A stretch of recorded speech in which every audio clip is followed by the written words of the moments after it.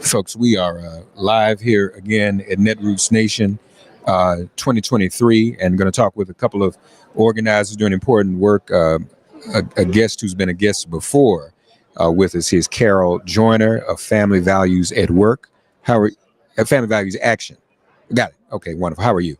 I'm doing well, thank you. So what brings you to Netroots Nation, and what are the issues you're working on these days? Have you been on any panels and talking about some of the issues you're involved in?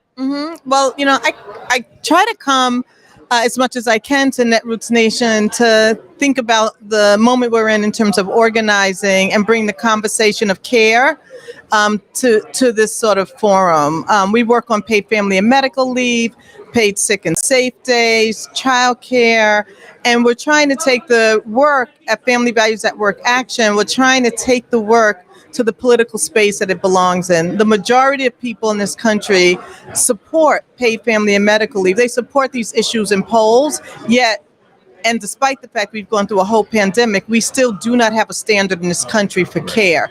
So people are struggling and they're left to their own devices. And just really quickly, the panel that I was on this morning, we talked about the intersection of care and the lack of abortion access. And we called it inseparable because those two issues really are inseparable. You can't ask people to be forced into pregnancy and deny them the care that they need at the same time. Joe Biden. Yes. is in NATO. Yes. All the other countries in NATO have the kind of standard you're talking about, right? Absolutely, yes. So how can we be in an organization like that and be an agreement about every other thing, let's say 99 things, but the United States, who is the leading country over there, be in disagreement about this one thing? Most countries have had access to paid family and medical leave, or at least paternity leave or maternity leave for the last 40 years. The United States stands alone amongst its economic peers and not having any leave. And in this country, what we're facing is a two-tiered system where the very states that are denying access to abortion are also denying access to care. But the 14 states, including DC, because technically we should be a state, right. The 14 states that have passed paid family and medical leave also have codified Roe and abortion in their state legislature. So we're setting up a situation where some states are free and some states simply are not. Some states are not. Introduce us to this freedom fighter from Georgia. We just introduced to me too. This is my sister, Delinda Bryant, who's with 1,000 Women in Georgia. Tell us a little bit about the work that y'all have been doing to turn Georgia blue. Well, actually, I'm with Auburn Voters Coalition, and what we do, we specialize in rural voting. Rural voting is different from any other voting that I came in contact with. You have people that don't have IDs, you have people that's illiterate, you have people that don't know the process. So that's why we're there. We're educating them, letting them know that you got power in your voice, and that's the only way you can that be known. So how's that organizing going in terms of, and you're in Albany, right? I'm in Albany, Georgia. It's going great. We helped turn Georgia blue.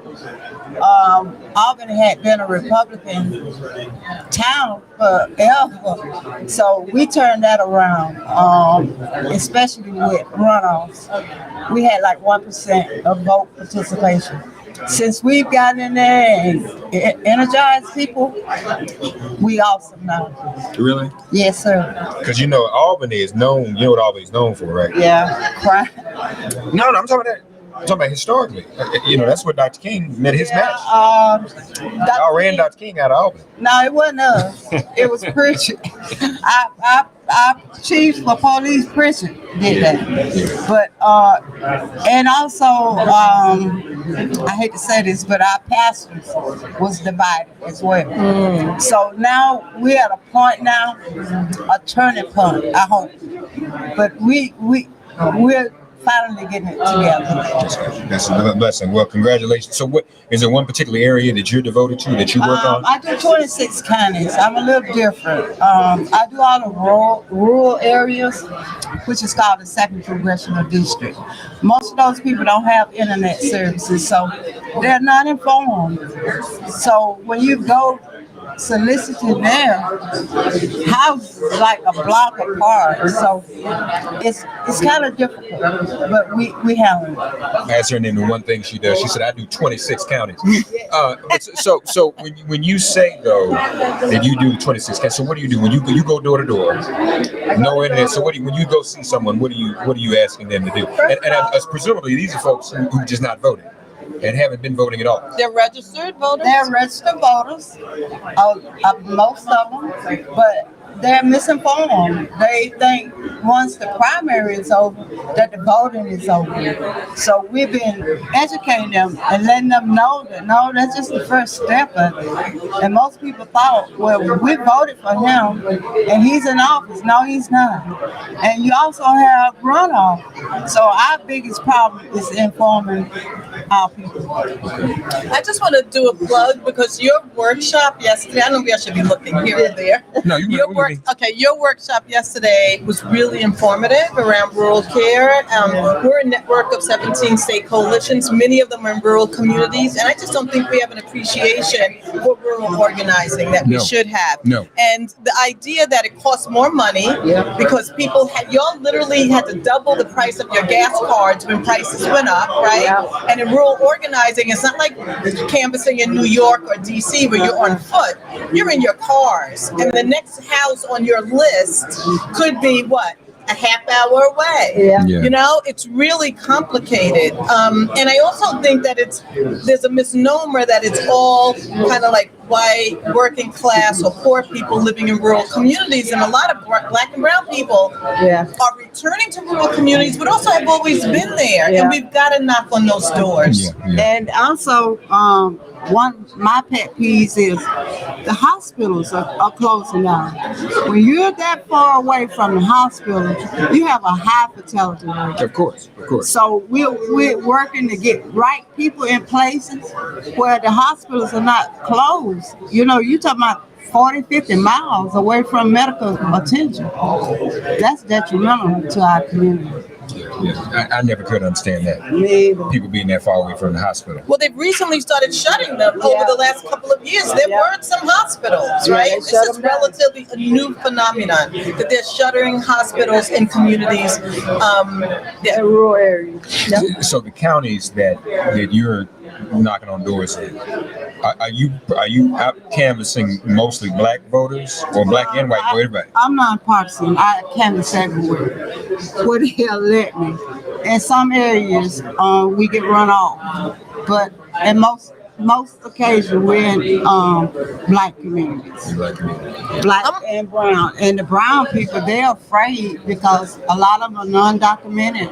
So all I can say is we're going to keep on fighting. And when you're not documented, how do you get around? Because Georgia requires the voter ID too, the photo ID. Yes. So how do you get around that? You can go and get your voter's ID. Okay. And, you know, you can't vote if you're undocumented.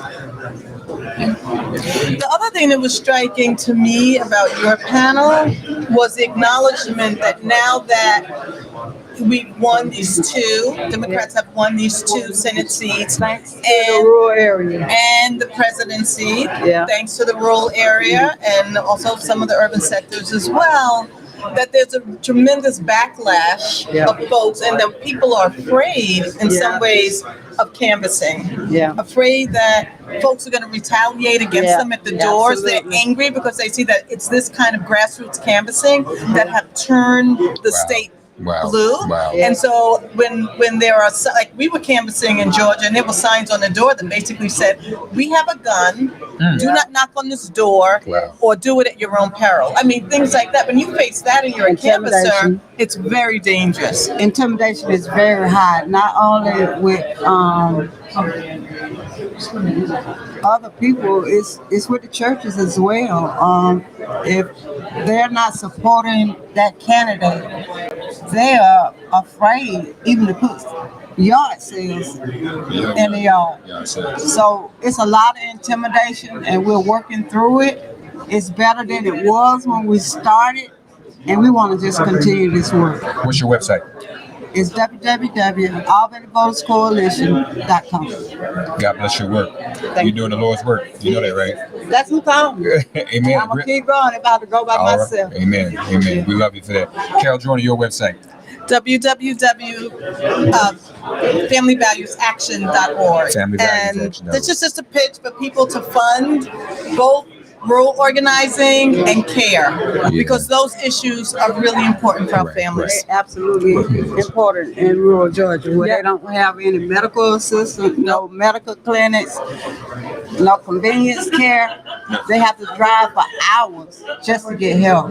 And the fatality rate, I'm going to say it again, is very high. God bless Thank you both. so much for this. Thank you. Appreciate you. Thank you for being with me. Yeah. All right. All right. All right, folks. We're live here at Netroots Nation. We're gonna get our friend Bo up here. Come on, man. You stand right here. I'm going to run to this. Here you go. All right. Thank you. All right. Come on, Bo. How you doing? Fine, folks. As you all know, my one of my favorite issues, and been an issue I've been in fight for all my life, is from my hometown, Washington D.C. and D.C. statehood. Bo Chef is here, the executive director, is that right, of DC Vote. Yep. Bo, how long have you been at DC Vote now? 7 years. Has been that long? It has. Time It flies. has. How are you, man? I'm well. How are you? It's good to see you. It's good to see you again. So what's the latest with DC Vote? Where are we these days? We spent a lot of time moving forward on statehood. We passed it through the House twice. Right. Got a little stuck up in the Senate, and it stopped a little bit. And now, unfortunately, we're seeing the backlash, right? Anytime there is progress towards a goal, there is always a reverb. And that's what we're experiencing now. With the new Congress that was elected, we are playing defense. And we're seeing all kinds of legislation introduced to try to overturn local laws, local spending, change how we do business in the district. And that's unfortunate. Honestly, there was a situation with the mayor, and there was some legislation that the city council passed. She went to the Hill, and some people argued that was a violation of home rule. Did that kind of thing set us back, you think?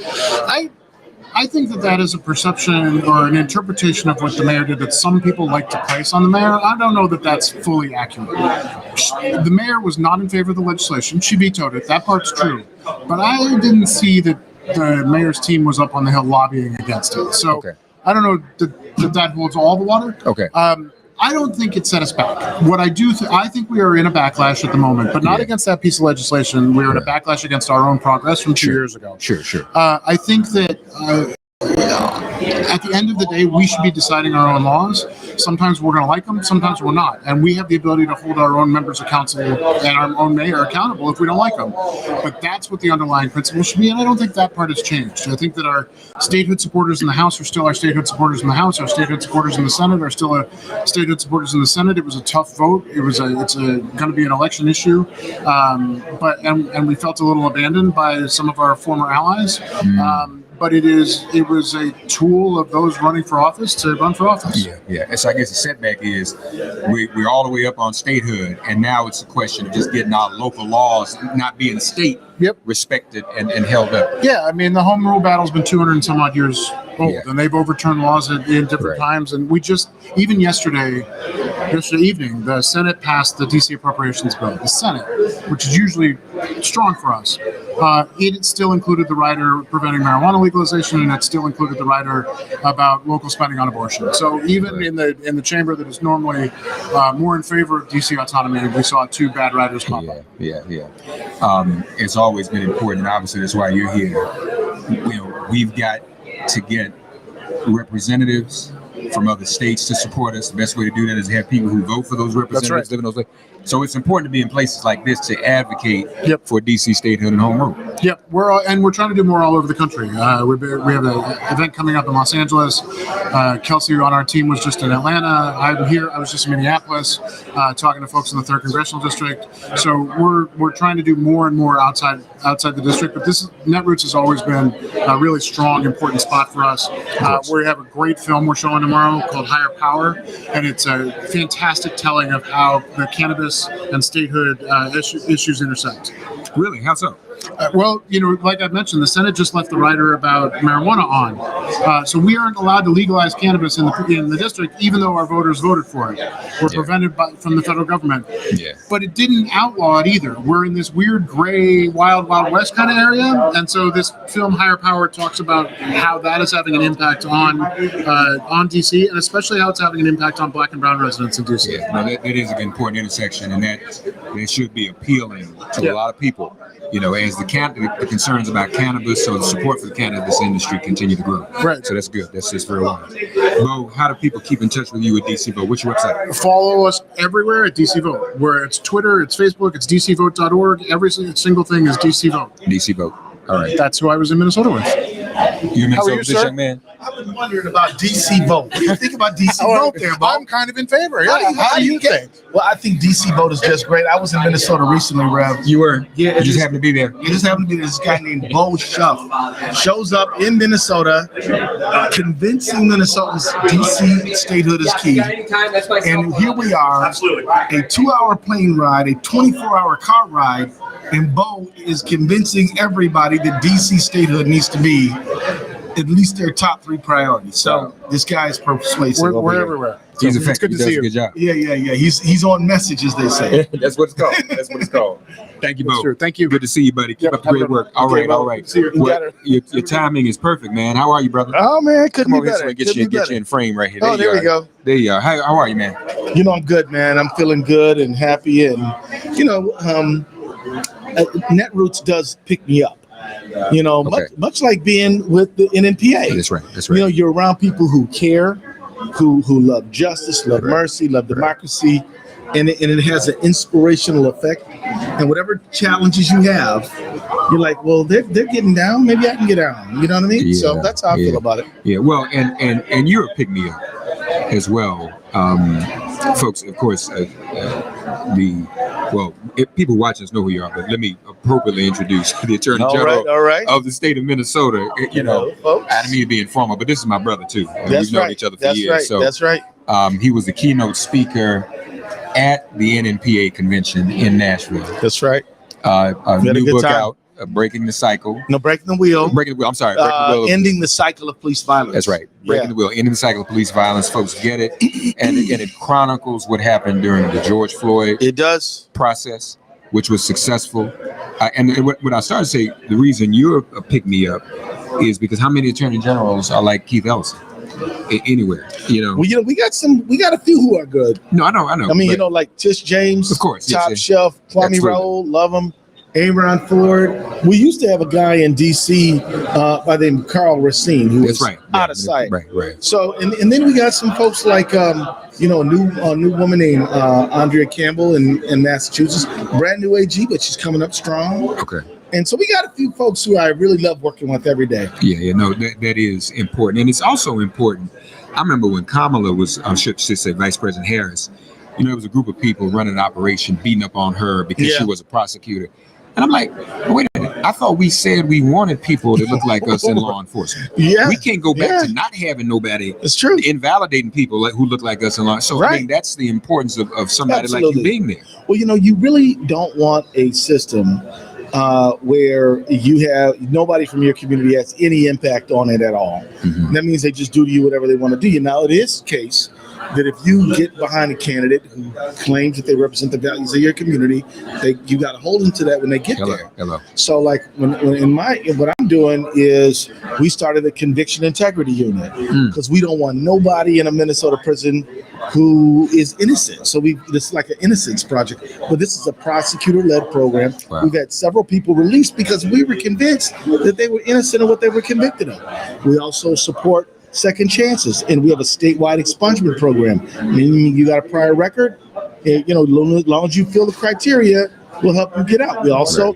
I'm on the pardon board. So I just say that because it's not all lock them up and throw away the key, but when you're sitting with a mom whose 16-year-old child has been shot down and murdered, and she is inconsolable, Yeah, right. you want somebody who cares about her pain. Yeah. You want somebody who also cares about the community and how, one of the things about Black communities is that we're over policed but under protected. Hello. Yeah. So- You said that conviction. That's dramatic. People Yeah. forget Public Enemy song 911 is a joke. They forget about We that. over police, but also when we call for help and service, ain't nothing happening. Well, there's this attitude of, well, who cares about what they do? Right, Let them right. kill each other. There's this attitude like that, and I think if you have somebody with our community sensibilities, that we believe life's precious, and you know, so you got all these cities, municipalities where you have like 1,700 rape kits untested. What does that mean? What are you saying? When you won't even test the kit, the woman says she's sexually assaulted, and you won't even test the kit. So you know, we're here to fight against. We believe you. We're gonna test the kit. We're gonna see we're gonna get to the bottom of it. Our state just started a task force on missing and murdered Black women. Yeah. And we also have one on Indigenous women. So we're trying to make sure that the lives of women and girls who are abused in the sex trade, you know, that they are not ignored and they're not forgotten. Yeah. That we're going to do something about it. So in those types of areas, how do you work with local law enforcement? Are they cooperating? Yeah, they are, but a lot of them, you know, see, look, man, there's a lot of crimes on the books, right? And so the question is, what's your priority?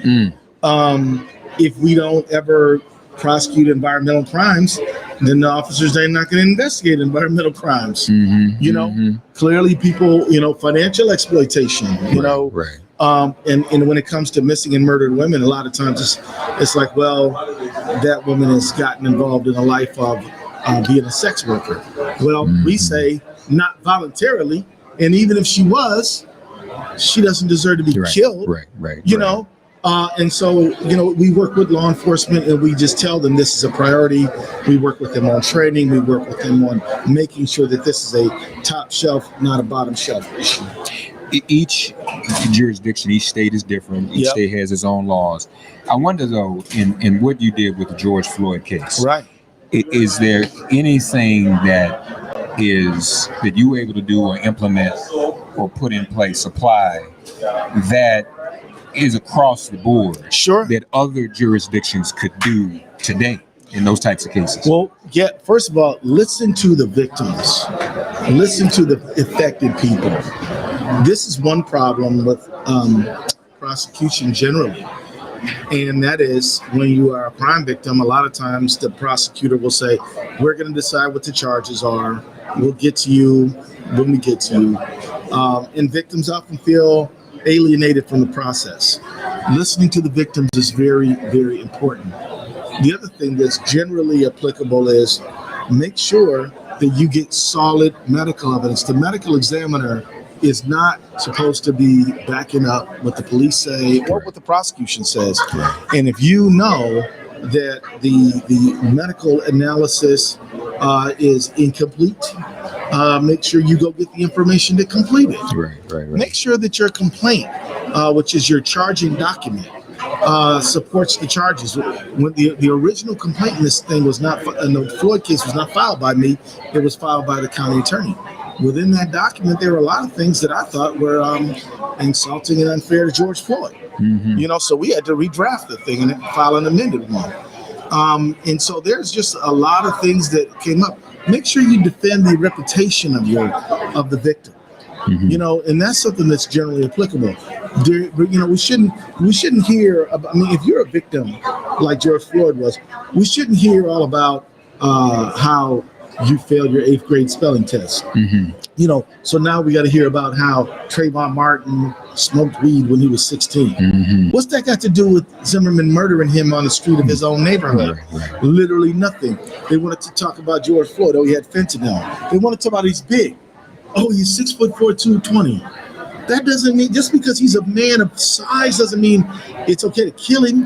You know what I mean? That doesn't justify excessive force. So these things are all generally applicable, but here's the most generally applicable thing. Be honest with the people and pursue justice. You compare, you know, the Floyd case with the Breonna Taylor case. In that case, the Attorney General literally went to the grand jury and did not put the charges and the facts in front of the grand jury. Then after they did not issue an indictment, comes before the public and says, well, the grand jury decided not to indict. The grand jurors then sought permission from the judge to say, we want to be heard because this man is lying on us. Yeah. This man, Daniel Cameron, is lying on us. He said that we didn't indict, but he never put the facts or the law in front of us in order to indict. Yeah. So we get into, so what's generally applicable? What are the learnings of the Floyd case? One of them is be honest with the people, vigorously pursue justice, never put yourself in a situation where you're letting people commit crimes and they're not accountable, which is what Derek Chauvin committed a crime. Right. This is, and I believe that if you have a shooting gallery into a woman's home where she's unarmed, you don't even know. Then that's got to be at least some form of recklessness, manslaughter, something. Got to be something. Yeah. Yeah. You got to think about it. And I know, a lot of times people's emotions say, well, let's go all the way to first degree, but you got to get something in that which you can prove. That's another generally applicable lesson. Yeah. Don't overcharge the case. Yeah. Charge which the facts can prove. People say, why don't you charge first degree murder? Because I don't have first degree murder facts. I need evidence, a witness on premeditation and deliberation. Somebody said, why don't you charge a hate crime? Because I don't have somebody who's going to say there was a racial word used. There was some. Right. I don't have a witness that's going to say that. So you start overcharging the case. I'd say it's better to win second degree murder than to lose first degree murder. Yeah, and that's where you got to prosecute cases. And that's what's important. Yeah. Breaking the wheel, ending the cycle of police violence. That's it, Mark. Folks, check out the book. And, again, we've got a progressive prosecutor doing this and then writing a book about it. All right. Which may as well be, as far as I'm concerned, a textbook and a template for others to follow for our law schools, especially our black ones, since they're not going to let a lot of us go to law school no more because of affirmative action. But, hey, that's a whole nother, another show, Rev. We got to do a whole nother show on that. I mean, that's deep, man. I mean, it's like they're going back to the Dred Scott or the Taney Court or the Plessy Court. I mean, that's what they're. Yeah. I mean, so like, just to take a second on that, let's take it on back to 2013 when they did Shelby County. Right. Gutted the Voting Rights Act. Then they said, big giant corporations could put as much money in if they want to in the Citizens United case. Yeah. Then the Bruin case says guns here, guns there, gun everywhere. Yeah. Then Dobbs, women don't have a right to shoot. So what we're seeing now is a retrenchment, taking away rights from people. And I hope everybody is getting up and alert. And I'm glad that you're on the case because, brother, this show of yours is educating folks. Thank you, man. And I want to say thank you for it. Thank you, brother. Always love you, brother. Keith Ellison, man. You are man. Mark Thompson, y'all. And us brothers got the orange shirts. Yes, we do. Coordinated. Doing what we gotta do. You better know it. All right, man. My brother. Take care, man. You're the best. Thank you, brother Keith. All right, Minnesota Attorney General Keith Ellison, folks. We are here at Netroots Nation. Glad you can join us. We'll be checking back in again during the course of the day. And hope that you'll stay with us here at Netroots Nation. We appreciate you. Well, I saw that. I was out there listening.